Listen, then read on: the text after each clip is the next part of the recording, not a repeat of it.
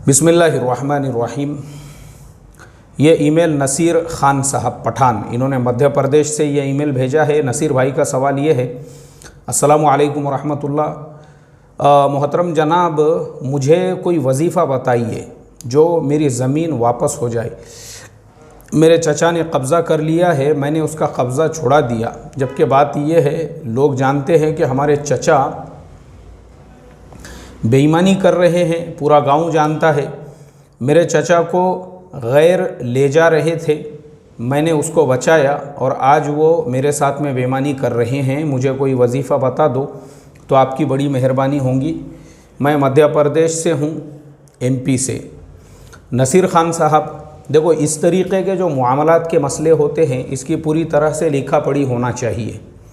ज़मीन आपके चचा की है, आपकी है, उसका 7/12 किसके नाम पर है, उसका जो है जो 7/12 जो निकलता है गवर्नमेंट की तरफ से, वो किसके नाम पर है।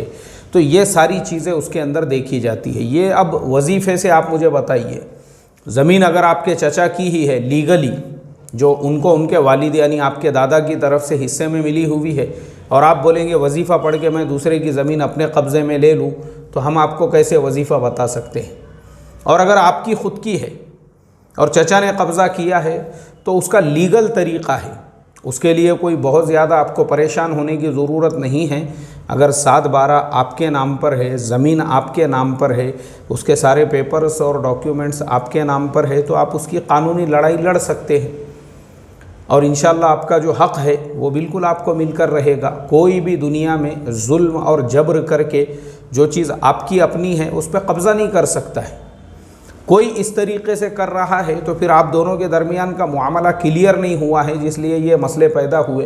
तो मैं ये समझता हूँ आप इस मुआमले को बैठकर मसले को हल कीजिए, क्लियर कीजिए, देखिए वो किसके नाम पर है। हाँ, दुआएं ज़रूर आप अल्लाह ताला से कीजिए।